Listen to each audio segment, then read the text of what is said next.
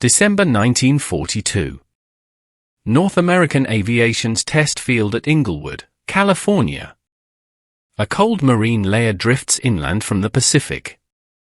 The hangar doors open to a row of silver P-51 airframes, their skin dull with primer, the smell of fuel and solvent cutting through the air. Mechanics move between jigs, each sound distinct, compressed air, rivet guns, and the whine of ground power unit spooling. At this stage, the Mustang is fast, but not exceptional. Official test sheets record a maximum speed of 382 miles per hour at 25,000 feet, competitive, yet insufficient against the latest German Bf-109 G-series fighters. Engineers note the aircraft's low-altitude agility, but its high-altitude performance remains limited by propeller efficiency and the Allison engine supercharger. Inside a small drafting room at the edge of the assembly line, engineers compare data curves from the wind tunnel at Wright Field. One of them, Vinyl Weed, a propeller specialist from Curtiss Electric, reviews a design that was previously shelved, a high-efficiency, broad-chord propeller with a variable pitch governor. According to archived correspondence, the proposal had been rejected 6 months earlier for unverified gains and Mach limit instability. The term meant the airflow near the propeller tips risked forming shockwaves at high rotational speeds. Outside, flight test pilot Bob Chilton prepares a Mustang prototype, tail number 41 to 37,421. Ground crews remove the cowling to check the torque arm assembly. The new 4-blade Hamilton standard propeller, just installed for comparison trials, glints under the morning light. The engine coughs once, then steadies at 1,200 rpm. The vibration through the aluminum skin is measured 0.36 inches per second on the fuselage accelerometer, within limits. According to the logbook entry dated December 15, 1942, the first climb test begins at 10:12 a.m. Chilton keeps a steady ascent through 10,000 feet. Observers on the ground note the aircraft's reduced engine strain and the sharper sound profile, a cleaner, higher frequency tone. At 15,000 feet, the test data recorder shows 2,900 rpm with 61 inches of manifold pressure. The climb rate exceeds the baseline Mustang by over 400 feet per minute. In the control tower, an engineer adjusts binoculars and tracks the glinting aircraft against the sun. The change is subtle but visible. The Mustang now accelerates more smoothly in level flight, without the uneven vibration that had plagued earlier test runs. The improved propeller pitch holds the airflow at near-optimal efficiency through the mid-range speeds. Back in the hangar, when Chilton lands, technicians record oil pressure, temperature, and fuel flow data. All readings fall within tolerance. The modified propeller shows no structural distortion on inspection. Yet in the engineering log, the trial is officially labeled preliminary, not for production. The factory floor resumes its steady rhythm. Workers continue assembling the standard 3-bladed versions for delivery to British squadrons. Production planners have no incentive to disrupt the schedule. The rejected propeller remains only a note in a test file, a line in black ink reading, further evaluation pending official order. By nightfall, the prototype is rolled into storage beside 2 stripped airframes. The air smells of hydraulic fluid and scorched rubber from the day's test runs. A clipboard on the wall carries a simple summary. Propeller number 4, broad-chord, constant speed unit. Observed improvement. Awaiting clearance. No announcement follows. The modification exists only as data, 400 extra feet per minute, a slight increase in thrust coefficient, and one pilot's quiet remark that the plane feels lighter on the stick. Those numbers would later prove decisive. But in December 1942, at Inglewood, they are just measurements on graph paper, waiting for someone to notice what they mean. By February 1943, the prototype files marked pending began to move again. Reports from Britain were changing the urgency of every engineering conversation. The Royal Air Force had been flying Mustang Mk I and Mk II variants in low-level reconnaissance and ground attack roles. Pilots praised the aircraft's range but repeatedly noted that at high altitude, the Mustang cannot stay with the Spitfire or the 109. Those words, repeated in field summaries from No. 26 Squadron, reached both North American Aviation and the Air Technical Service Command. They described the Mustang's greatest limitation with mechanical precision. Its engine and propeller combination lost efficiency as the air thinned. At Wright Field, engineers from both the Army Air Forces and Rolls-Royce examined possible solutions. One proposal came from a quiet collaboration between Packard and Hamilton Standard. The Packard division was producing the Rolls-Royce Merlin VE1650 under license in Detroit.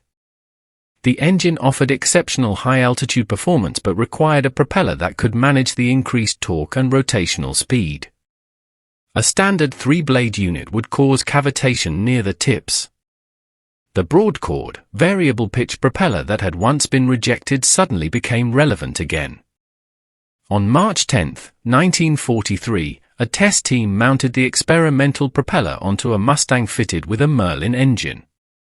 The airframe, serial number 41 to 37350, carried minimal paint and no squadron markings.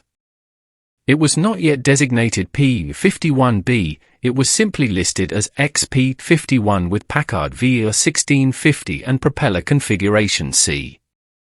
The aircraft was towed to the runway at Muroc Dry Lake, where the still air allowed consistent data recording. Ground personnel calibrated barographs, airspeed indicators, and vibration sensors mounted behind the engine firewall. The takeoff was uneventful but the climb startled the observers. At 12,000 feet, the aircraft passed through the sound layers cleanly. The propeller tips approached transonic velocity without the irregular pulses common in earlier configurations. Data sheets from that day record a top speed of 437 miles per hour at 25,000 feet, a full 55 miles per hour faster than the previous Allison-powered test. The entry in the engineering log is brief and unemotional, performance superior to any current Allied fighter in altitude range above 20,000 feet. The discovery was mechanical, not accidental. The new propeller design balanced airfoil thickness and pitch control so that each blade maintained an ideal angle of attack across its span. Engineers noted the efficiency coefficient rose from 0.82 to 0.87, a marginal figure on paper but revolutionary in flight. Pilots described the change in terms impossible to quantify. The engine no longer strained at full throttle. Acceleration came in a smooth, linear surge instead of a reluctant climb. Over the next month, 3 additional prototypes were fitted with the same unit. Each confirmed the result within a narrow margin of error. Fuel consumption dropped slightly. Maximum climb improved again. When the Army Air Forces conducted side-by-side comparisons against the latest P-47C Thunderbolt, the Mustang's speed advantage at 25,000 feet was undeniable. The data forced a reassessment of priorities. Yet official correspondence from the period reveals hesitation. Production contracts were already locked to the standard configuration. Retooling lines meant halting deliveries. The War Production Board discouraged any modification that might slow output, regardless of performance potential. The propeller files remained classified as experimentals until May 1943, when combat data from North Africa reached Washington. Reports from Spitfire pilots escorting bombers over Sicily confirmed German interceptors operating at higher altitudes with new FW-190A variants. The Allies needed a fast, high-ceiling escort aircraft. Only then did the Mustang's revised configuration receive authorization for mass production under the designation P-51B. The document bore the signatures of Colonel Thomas Hitchcock and General Henry H. Arnold. The order listed one key specification change in the fine print: Propeller, Hamilton Standard Hydromatic, broad-chord, constant speed unit, as per configuration C. What had begun as a shelved experiment, a quiet drawing on a test board in Inglewood, was now the heart of the most efficient fighter propulsion system in the European theatre. Engineers did not celebrate. They filed the data, logged the serials, and sent production patterns to England.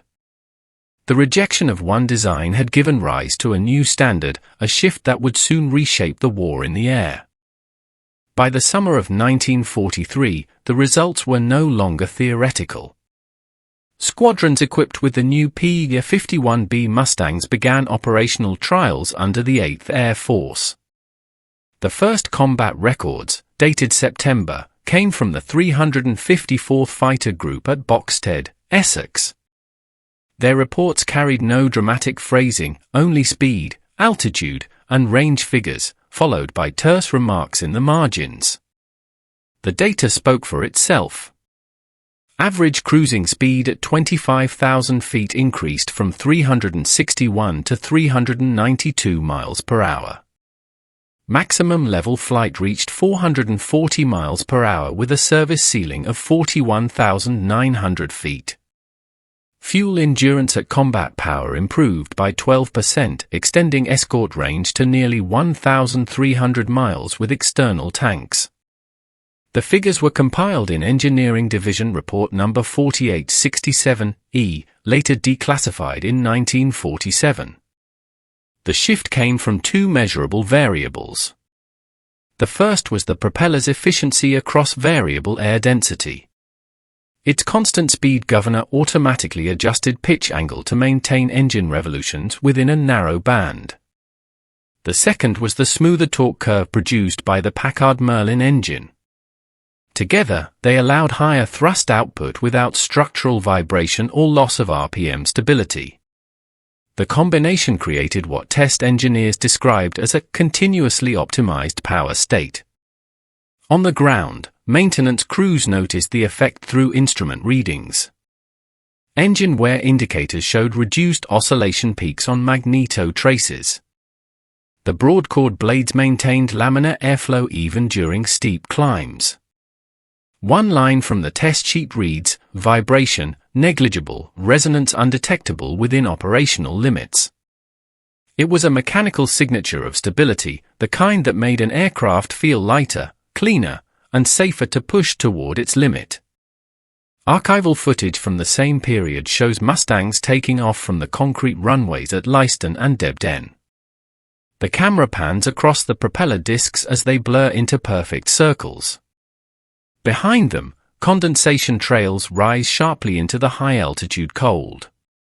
Each flight carried not only fuel and ammunition, but the proof that American engineering precision could be scaled under pressure.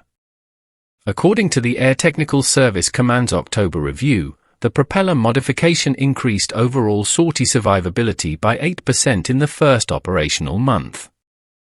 The correlation was traced directly to climb performance. Pilots could reach protective altitude faster during intercept missions. That single metric translated into hundreds of bombers saved over the winter of 1943 to 44. The statistical detail concealed a deeper recognition. In the span of 6 months, a technical decision once dismissed for being unverified had redefined Allied air superiority. The Mustang, with its hybrid American-British powertrain and a once-rejected propeller design, now occupied an altitude band the Luftwaffe could no longer dominate. German pilots identified it immediately. Combat transcripts mention Die New Mustang MIT via Blatten, the new Mustang with 4 blades, as a growing threat on every bomber route. At Wright Field, engineers who had once filed the rejection memo revisited their early calculations. The problem had never been the theory, it had been the timing. The broad-chord propeller demanded higher torque than the Allison engine could deliver. Only with the Merlin supercharged output did the system achieve its intended design balance. In isolation, the propeller had seemed inefficient. In context, it was a perfect match.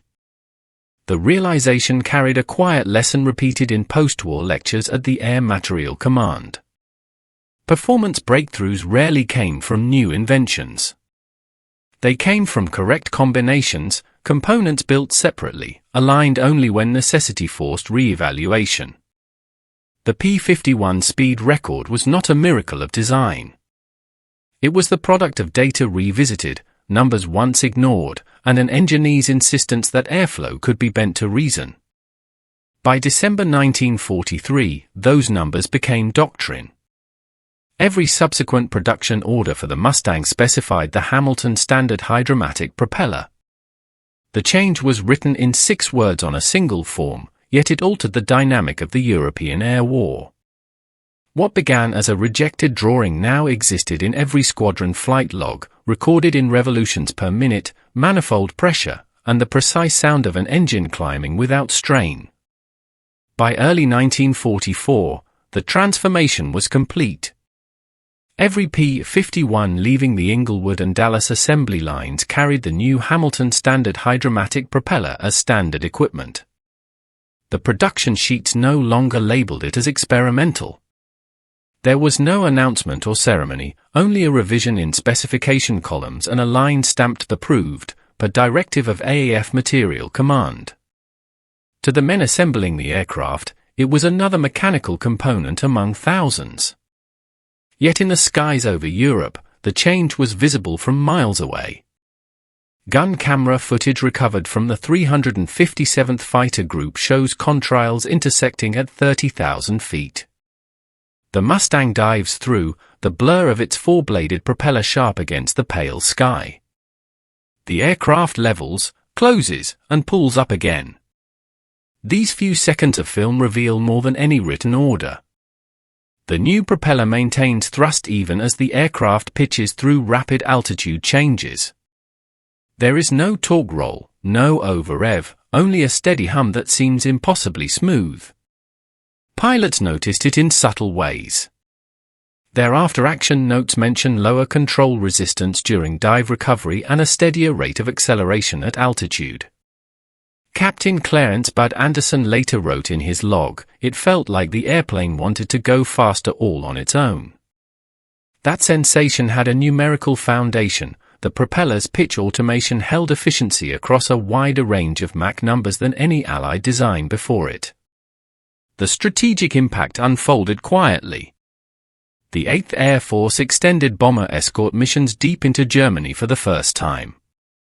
Aircraft that once turned back over Belgium now flew to Berlin and back without refueling. Statistical summaries from the Air Technical Service Command show the mean operational range increasing from 980 to 1,320 miles in a single production quarter. Bomber losses dropped by nearly a third in those same months. No single weapon or tactic explained the improvement. It was the sum of engineering corrections, each measured, tested, and applied without fanfare. In England, maintenance crews kept handwritten charts of replacement intervals. The new propeller hubs showed reduced wear, surviving up to 220 flight hours before overhaul, compared to the earlier limit of 160. These records, preserved in the RAF Museum's archive, show engineers quietly optimizing reliability in the middle of a global conflict. Efficiency had become its own form of strategy. After the war, when North American Aviation engineers compiled their final performance reports, the propeller change was listed under minor modifications. Yet every historian who examined the numbers reached the same conclusion: the Mustang's legend, the aircraft that could outclimb, outfly, and outlast, rested on that understated mechanical choice. In post-war evaluations, Rolls-Royce technicians confirmed that the P-51's overall drag coefficient had not changed significantly. Its newfound speed came almost entirely from propeller efficiency. Smithsonian Air and Space curators later recovered one of the original test propellers from the Inglewood facility. The surface bears faint scratches, the aluminum dull with oxidation. Beneath the markings is a serial code, HS24D50, the configuration once marked as unfit for production. Displayed under glass, it looks unremarkable, a reminder of how progress often hides in technical marginalia. The legacy remained measurable, not symbolic. The design principles refined for the P-51 were later adapted for post-war aircraft such as the F-82 twin Mustang and early turboprop prototypes. The broad-chord, constant-speed concept continued to shape propeller theory for decades, influencing civilian and military aviation alike. By the time engineers revisited the original rejection memo, the war was long over. The signatures on that document belonged to men who had never seen how their decision was overturned by data, not debate. The Mustang's rise from adequate to unmatched was not a miracle of design genius, but a quiet realignment of numbers that finally made sense together. In the official performance report submitted to the Air Technical Service Command in January 1945, the final line reads: Propeller configuration C, now standard. Performance confirmed satisfactory. Further improvement unnecessary. No ceremony followed, no citation issued. The propeller remained what it had always been, an object of mathematics, air, and aluminum. But within those silent equations lay the edge that changed the air war over Europe, carried not by slogans or speeches, but by one design once deemed unworthy, proving itself at 30,000 feet. In mid-1944, the tempo of war production reached its absolute limit. North American Aviation's Inglewood and Dallas plants were delivering almost 300 Mustangs each month. Every fuselage moved through assembly lines with a rhythm more like a pulse than a schedule, sheet aluminum cut, drilled, riveted, inspected, and moved forward every 40 minutes. Inside that mechanical choreography, one change passed almost unnoticed: the installation of the Hamilton standard Hydromatic propeller had become universal. The transition was not simple. The new propeller required a modified reduction gear housing, a reinforced spinner, and precise calibration of the governor assembly. These adjustments forced micro-changes across tooling stations and inspection routines. Yet production never stopped.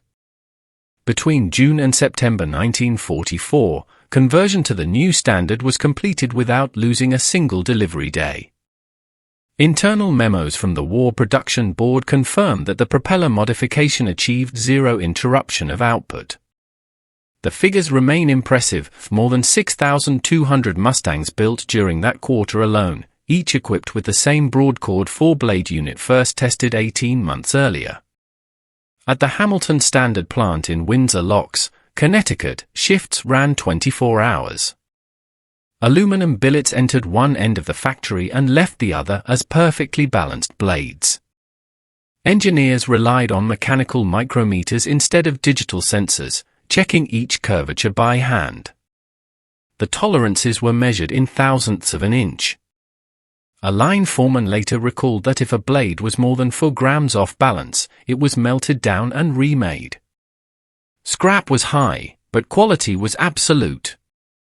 Across the Atlantic, British maintenance depots received shipments in wooden crates marked Hydromatic Assembly, Fragile.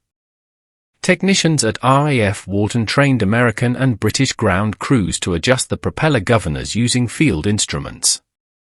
These lessons, recorded in technical films for the 8th Air Force, show men standing in rain and mud, turning calibration screws by torchlight while B-17s thunder overhead.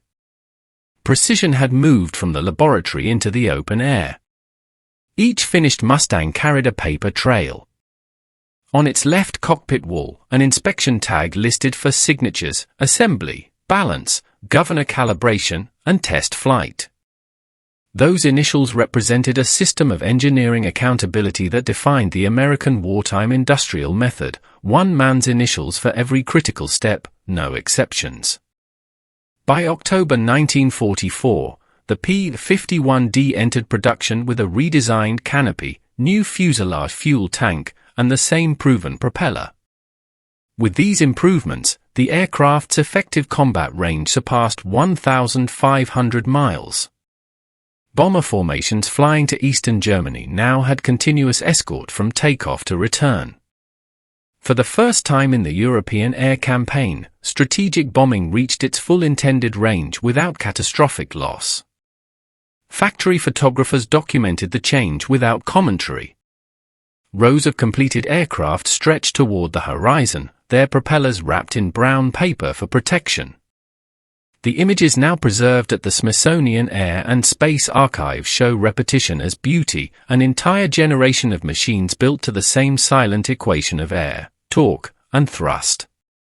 On production charts, the Hydromatic propeller's adoption appeared as a minor component code, Propeller, Type C4-110, with no further annotation. In cost summaries, it accounted for less than 2% of each aircraft's total expense. Yet every pilot who flew the Mustang recognized that small percentage is the difference between survival and loss. When the first post-war audits reviewed procurement efficiency, the Mustang program ranked among the highest. The report's language was technical, not celebratory. It simply stated, implementation of propeller modification achieved maximum performance improvement with minimal production disturbance. That phrasing defined the industrial miracle of the war's final years, change through precision, not disruption. By the end of 1944, Hamilton Standard had produced over 50,000 Hydromatic units. Each carried the same stamped serial pattern, HS24D50, the once rejected configuration that now symbolized the peak of piston engine efficiency. No single engineer was credited, no public announcement made. The achievement existed in serial numbers, airspeed charts, and the quiet reliability of machines doing exactly what they were designed to do. Every Mustang rolling out of Inglewood carried that history embedded in its spin. From a forgotten test file to an entire fleet, the propeller had become more than a component, it was the physical link between design data and victory statistics. And in every record from that year, the success was measured not in words, but in revolutions per minute. When the war ended in August 1945, most of the factories that had built the Mustang slowed to silence within weeks. The assembly lines at Inglewood stood empty by autumn, tools still laid out as if awaiting the next shift. Outside, hundreds of completed P-51 sat in neat rows under the California sun, their aluminum skins dull from dust and salt air. Many would never fly again. Yet for engineers who had followed the aircraft's evolution from blueprint to combat record, the true achievement lay not in the number built, but in the perfection of a single mechanical relationship, the engine and the propeller turning as one. At Wright Field, the Air Technical Service Command compiled the last comprehensive performance survey of Allied fighters. The Mustang stood alone at the top. Its sustained speed at altitude, range, and maintenance efficiency exceeded every piston engine aircraft in the record. The summary paragraph from the final report dated November 1945 reads without emphasis, aircraft demonstrates optimal power utilization through full speed range. Propeller control maintains RPM stability at all altitudes tested. Those lines were the quiet recognition of a solved problem, aerodynamic, not symbolic. In lectures held in the late 1940s, engineers from Hamilton Standard used the Mustang as a case study in adaptive design. They traced the original rejection note, dated June 1942, still preserved in microfilm, then projected charts of thrust coefficients measured 3 years later. The curves matched the theoretical predictions almost perfectly. What had once been labeled unstable at Mach tip speed had, under real conditions, become the ideal performance profile for a supercharged VO12. The audience, mostly young aeronautical engineers from universities and the newly formed Air Research and Development Command, studied those graphs as evidence that small, precise corrections could yield strategic transformation. Many of the wartime specialists went on to shape the first generation of jet propulsion research. The constant speed pitch control concept, refined during the Mustang program, influenced early turboprop development and automatic compressor regulation systems. In technical journals of the early 1950s, the Hydromatic unit appeared not as a relic but as a reference, the mechanical bridge between piston-driven aerodynamics and jet-era automation. At the Smithsonian, the preserved Mustang on display carries no visible distinction to mark its propeller as revolutionary. Visitors see only the polished spinner and 4 black blades with yellow tips. Yet within that geometry lies the culmination of thousands of calculations and one decision to revisit an idea once dismissed. The museum's catalogue entry lists the component under Propeller Assembly, Standard Configuration, with a single note, representative of final operational type used 1944 to 45. For historians studying wartime innovation, the Mustang story illustrates a quiet principle repeated across Allied engineering. Progress rarely appeared as a new invention. It emerged when separate solutions, an engine, a propeller, a system of control, aligned at the precise moment when necessity demanded efficiency. The Mustang's greatness was never the product of genius in isolation. It was the synchronization of men, materials, and mathematics under conditions that allowed no error. In 1947, during an Air Force symposium on post-war design, an engineer who had overseen the Inglewood test program was asked what made the P-51 different. His reply was short, almost procedural: everything worked where it should have failed. That description, stripped of rhetoric, captures the truth behind the legend. The Mustang's speed was not a miracle. It was the measurable outcome of patience, a rejection reconsidered, proven in flight, and multiplied across an industry.